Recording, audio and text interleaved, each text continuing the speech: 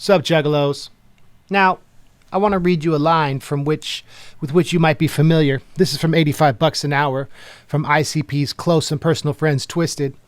My name's too dope, and sometimes Shaggy, and sometimes Shags, and sometimes Gweedo. I get mad stupid, I gets mad ill, locked down in all five. I do this still. Okay, what's that from? $85 an hour. And what's Shaggy doing introducing new characters? Because we know he's a Southwest Strangler. We know that Violent J's the Duke of the Wicked. But Gweedo?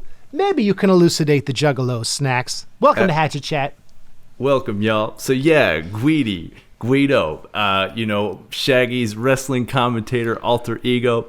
Violent J took on Diamond Donovan Douglas, better known as 3D. Gweedo was the long name was Handsome Harley Guastella, and that's the characters they used for the release that this episode is about, Stranglemania. Now, this tape would sell 500,000 copies, according to Violent J in Stranglemania, in Behind the Paint.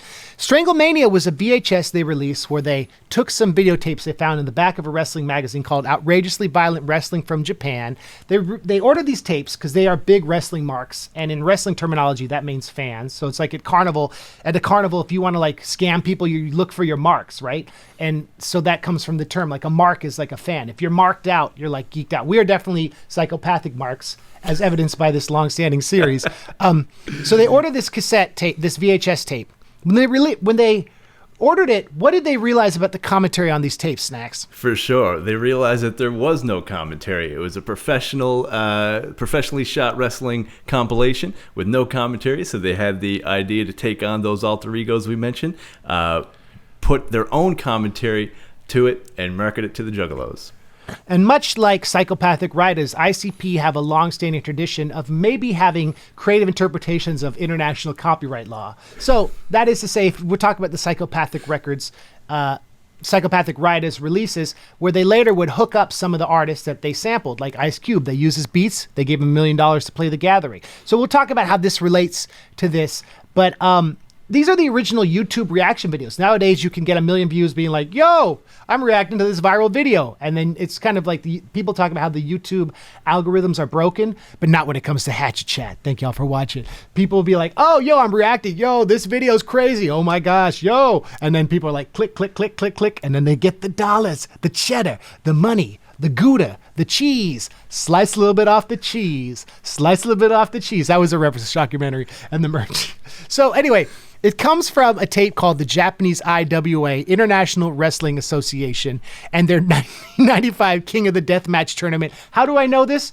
Because Snax did a lot of research. I'm going to turn it over to you, Snax, and let's talk about the whole thing about how they paid back their heroes for this illegal cassette that sold 500,000 copies. VHS. For sure. So like you mentioned, it's most of the footage is from IWA. I think there's one match that's not in that tournament, but most of it's from that deathmatch tournament. And there was a lot of deathmatch wrestling in Japan that was kind of notorious, and it was outrageously violent. They'd use thumbtacks, barbed wire, glass panes exploding, barbed wire. Deathmatch wrestling is still a thing to this day.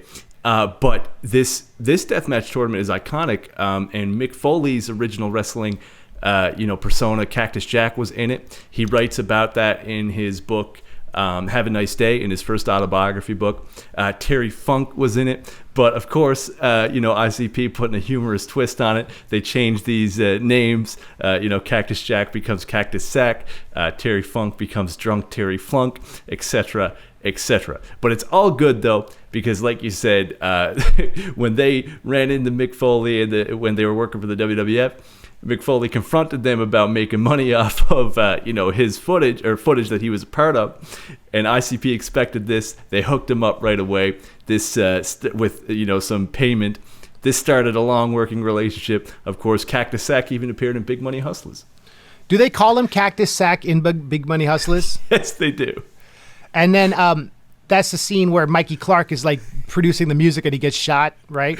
Yeah, exactly. Cactus Sack is like the final boss. Is Cactus Sack in Big Money Rustlers? No, I don't think he makes it into there. There's Razor Ramon is, though, another wrestling cameo. It's worth noting that the two biggest ICP home videos, Stranglemania and Big Money Hustlers, feature Mick Foley, a.k.a. Cactus Sack. And when I saw Big Money Hustlers, I didn't know who this guy was. And the Stranglemania tapes were things I watched later, like in my ICP fandom, probably as recently as a few years ago. I remember when we were at the gathering, they had the wrestling. They had a wrestling event. Mega Ran has taught me a lot about wrestling. This is all I know about wrestling. Here we go.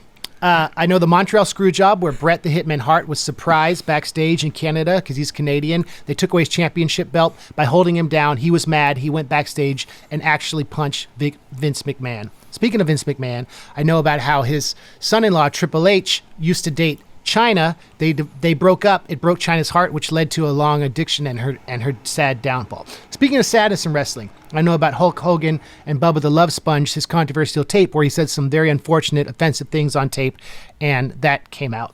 And I know about Abdullah the Butcher blading and how this may or may not have spread hepatitis. Purely speculation. This is what I know about wrestling. But what I also know about wrestling is that it's an American art form that goes back to the vaudevillian era, where you'd have wrestlers, you'd have clowns, you'd have performances, you'd have these kind of three-ring circuses of entertainment. And ICP has tapped into this, brought it from the underground up, connected the cultures, and in a way were this preface for now what has become this huge underground independent wrestling movement that they were early to start with JCW, Juggalo Championship Wrestling, which used to have another name, and everything they did to put the culture on. And when we talk about like mainstream wrestling moments, kind of like the movie The Wrestler, you can see how being an aging person in this business can be difficult. So to have a group like ICP hook up their heroes, put them on, some more, promote them, support them, get them paid is like means a lot. And I think it's worth talking about Terry Funk's biography and a quote from his book about how ICP hooked him up. Should I read that, Snax? 100%. It's so good and it shows how cool ICP are. So this is, what's the name of the book? Do you know? Brother, I do not know the name of his autobiography. And I haven't read the full thing. I need to get a copy because from this, it seems amazing. More than just hardcore. Word. And this is from page 224. Okay. Cool. Shout out to Snax for finding this. And so the Insane Clown Posse came into the house, and Vicky had some chili cooked up. They sat down and ate a bowl of chili apiece and talked to me. They said they were sorry if I was upset over what they said on the tape, and we buried the hatchet, so to speak. I don't know if Terry did that on purpose. Then Violent J said, by the way, he spells Violent J, J-A-Y. Violent, and it's J, like Homer J. Simpson. Then Violent J says, Terry, we want to leave you some money for using that tape of you. I said, no, don't do that. Yes, Terry, we're going to leave it under this jar on this counter here. I kept telling them not to, but I walked into the next room before them. They followed me in and told me they had to go.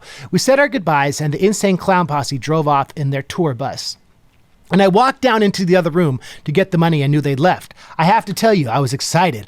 I was thinking, oh boy, I bet they left me $20, or maybe even 40, or $50 says he'll let them back in. Hey, which that's not in the book. That's another ICP reference from $50, which is a diss at Eminem, which was later on Psychopathics from Outer Space, the CD compilation that came out with the tour. We'll talk about that later, which would have tickled me pink.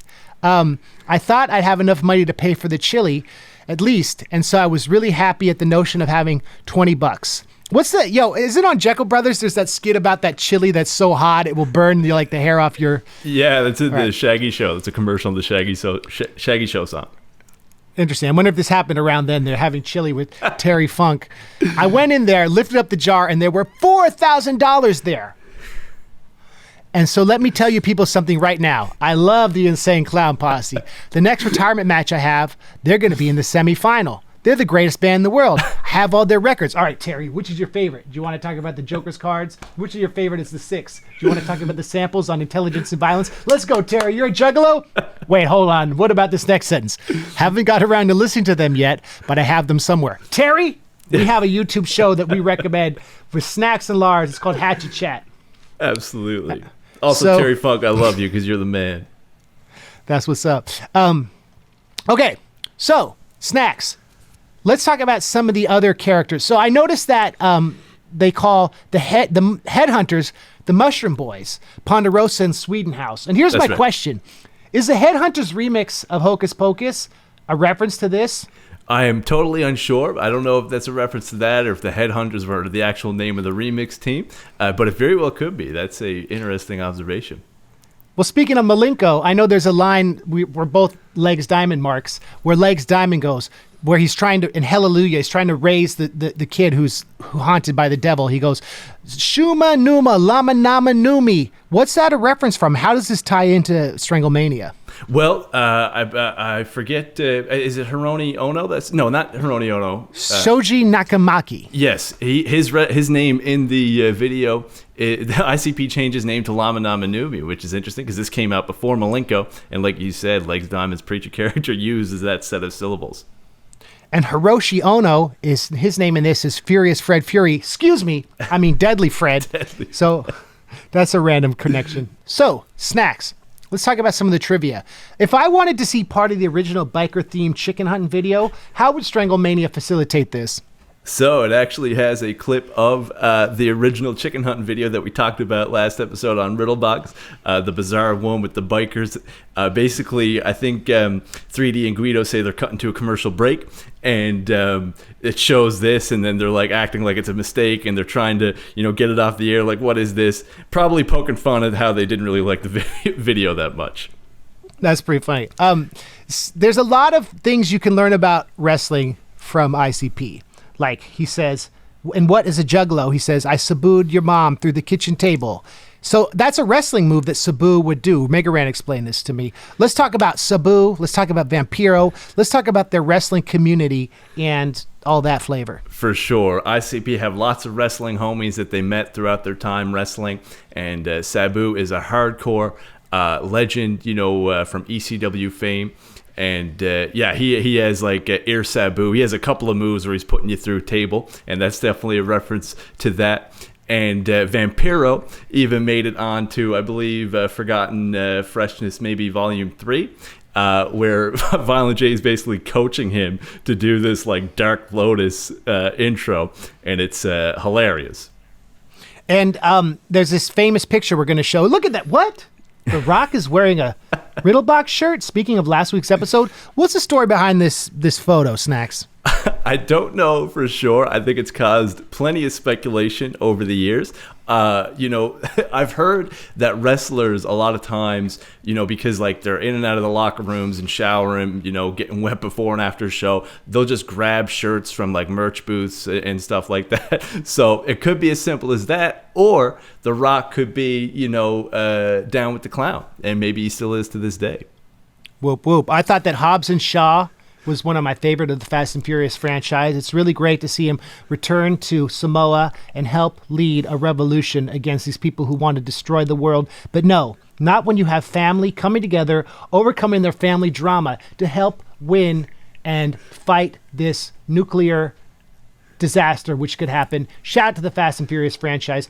R.I.P. Paul Walker. I think Fast and Furious 6 is one of my favorites, followed by Hobbs and Shaw, because it is hilarious, well-written films about what happens when a cop, a rebel, and a man with racing in his blood come together to form family. Because as Vin Diesel will tell you, it's all about family. Whoop, whoop! I am learning something new about you, Lars. I did not realize that you were so passionate about the Fast and Furious series. They're great, man. I watched at the beginning of the quarantine. I was like, oh boy, I got free time. I watched them all. That was like the happy days of the quarantine. Do you see that tweet that's like, I missed the Tiger King and stimulus check part of quarantine? No, it's just...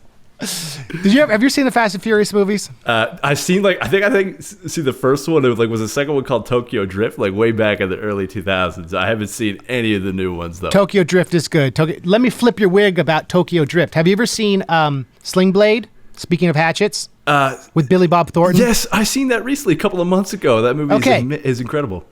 The little kid in Sling Blade. Guess who he plays in the Fast and Furious? Who's that? The lead in Tokyo Drift. That's him as an adult. Oh, dope. Cool. That kid kills it in that movie, man. He's a good actor.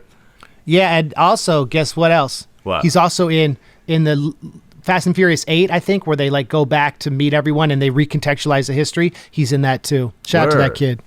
Shout out to that kid. That's crazy. Because he goes and he kills that guy for hurting his mom. And that's that sounds like a Juggalo song. Sling Blade could be an ICP song. Absolutely. Juggalos and Lars fans, don't forget Fast and Furious chat coming soon in November. Speaking of, we were going to start the show with this, but we should talk about this. The ICP Haunted House Patreon shows. What's been going on with that? Let's talk about some of the highlights. For sure. So the ICP House Party Peep Show, it's a month-long streaming event you can subscribe to on Patreon for the month of October. And there's multiple events every week. It's been so cool so far. At the time of recording this, the last one was the late night talk show, which they had 4 guests from ICP's past. They started with D Lyrical, and then they had Chuck Miller of Miller MIDI Productions. People who read Behind the Paint will recognize that name. They had the owner of Rock of Ages, I think his name is Bob, legendary Michigan music store chain.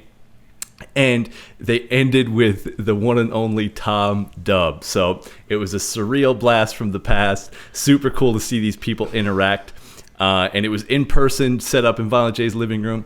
There's plenty more streaming events. Speaking of Stranglemania, there's a JCW one coming up. By the time this comes out, there should still be a week or 2 left. And you can actually go back and watch the old streams too if you subscribe late. So it's been crazy, man. We're going to do an episode on Behind the Paint. I think we should do an episode on Tom Dubb's book. Man, I'm down. That'd be tight. They talk about that book on the interview.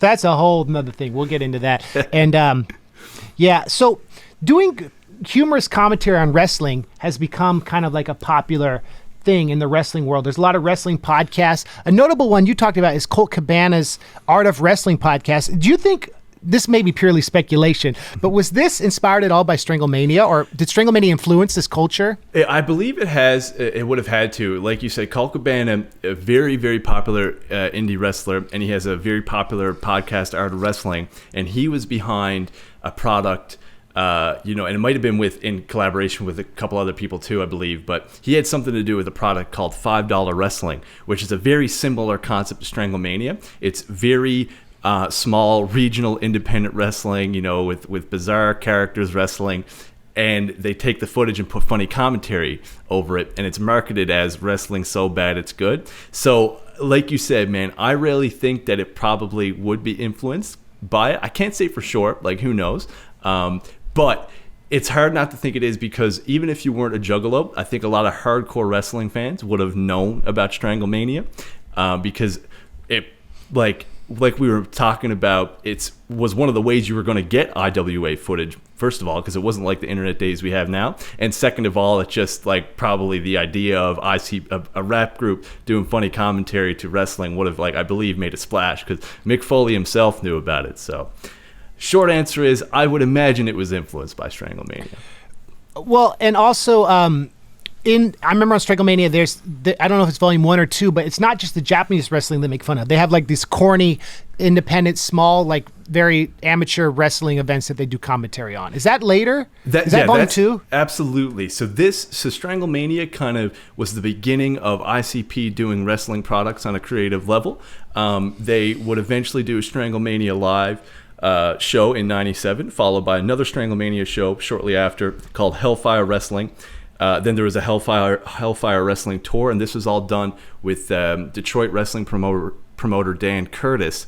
And then they began JCW in 1999, and they continued on with the Stranglemania tradition, because the first 3 volumes are very similar, with the hilarious commentary done by 3D and Gweedo, but it's over their own promotion. So they'd get like their homies to wrestle like wrestling legends. Like, for example, we talked about Tom Dubb. He was known as like the Giant Killer, so he'd wrestle like King Kong Bundy, Hornswoggle Hillbilly, and that was actually, I seen JCW 1, 2, and 3 before I seen Stranglemania. That was my introduction.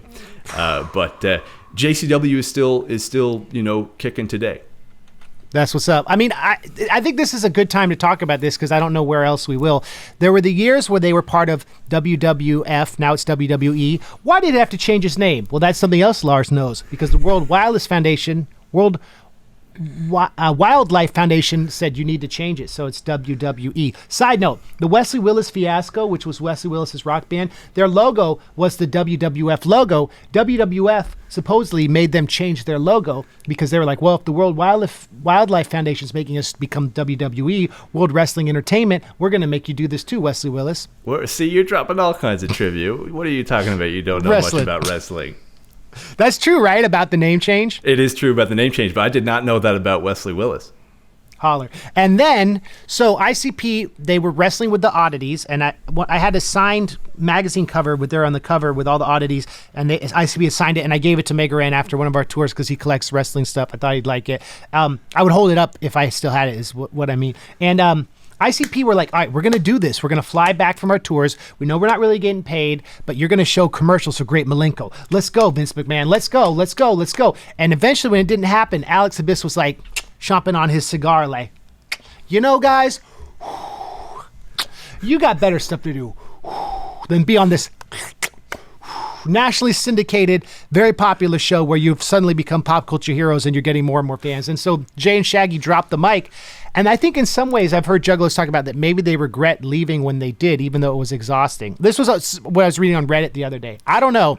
100%. Yeah, so, Violent J actually goes in depth in that, actually, on the audiobook version of Behind the Paint, that they really regret it, how they kind of walked out. But, you know, things happen, you know, in wrestling all the time. So I don't think, like, a reconciliation is out of the question. It would be cool to see them back there in some form or fashion. Yeah, but the thing is that, like, it did bring a lot of a lot of kids at school. When I wear my ICP shirt, they'd be like, "Oh, I know them from wrestling," and that became a big exposure. Exactly. Yeah, and that's why they were, I guess, pushing for those commercials, because people just thought they were like a wrestling group and didn't realize they had records in stores. But it's definitely interesting to go back, because you can straight up watch matches of, like, you know, ICP and matches in WWF at the time. It was WWF and WCW, same thing. And the song, one of their best songs, is called "The Greatest Show," which is misattributed on Napster as the Oddities theme. No, it's actually called "The Greatest Show." We wanted to clear that up for anyone who's still using Napster for their metadata tags on their external hard drives full of mad flavor. This is my 5 terabyte 3-disc with downloaded video, audio, apps, etc. 5 terabytes. And what's on this? The correctly titled song, "The Greatest Show." Just wanted to say that. 100%. I was also going to say, this is interesting that Jay, I've never forgot about this. He talks about how one of the problems with giving your whole career to the wrestling world is that Vince McMahon is going to decide when you're on, when you start, and when you're done. And it's kind of like, what's the guy who, Saturday Night Live, Lorne Michaels is someone who, if he decides you're funny and he puts you on Saturday Night Live, he could launch your career. You could be the next John Belushi, the next Chris Farley, the next, you know, whoever, Pete Davidson. And so if someone decides they like you, they're going to take you and give you a career. Violent J talks about how this sucks because, like, it's not something you own. It's not something you create yourself. It's not something that you've built yourself. And that really applies to their whole approach to the music industry. They never wanted to just be signed and given opportunity, because pretty soon you'll forget them like Menudo, or don't forget me like you did Rob Bass, right? Like the idea exactly. that's from Down with the Clown, that you want to build things yourself and create this hand-to-hand friendship and community that exists beyond the machine. And that's always like an attitude I've had about underground culture and the nerdcore stuff. It's like, well, it's dope because we're connected. We know our fans' stories. We know we're friends with them because it transcends the mass culture element where you just have one really person who runs everything. And that's the whole idea of, like, exploited, like what people criticize mass culture and how mass capitalism works in a way that, like, prevents you from ever having true ownership, because Vince McMahon owns these people in a way. When someone controls your career in a macro level, that sucks. And that's like what ICP has fought against with the music industry, creating their own world, creating their own identity. And with tapes like Stranglemania, they have been able to give back to the community and pay some of their heroes. That's what's up. Next week, we're going to do Tunnel of Love, and I want y'all to follow Snax on Bandcamp, follow me on Bandcamp, and just thanks for watching the show. Please subscribe, tell a friend, and thank you all. And Snax, anything else you want to say before we wrap up this episode? I just want to, like you, thank the Juggalos. I mean, this is a learning experience for all of us, and you guys are always contributing, more info and trivia in the comments. Keep that coming. If we get something wrong, don't forget to correct us, because we're learning and we're having so much fun. So thanks for watching this. And for the people that aren't Juggalos, I hope you're enjoying it too. Holler. Whoop, whoop. We'll see y'all next week. Peace. Whoop, whoop. Much clan love. Also, you guys are tight. Bye.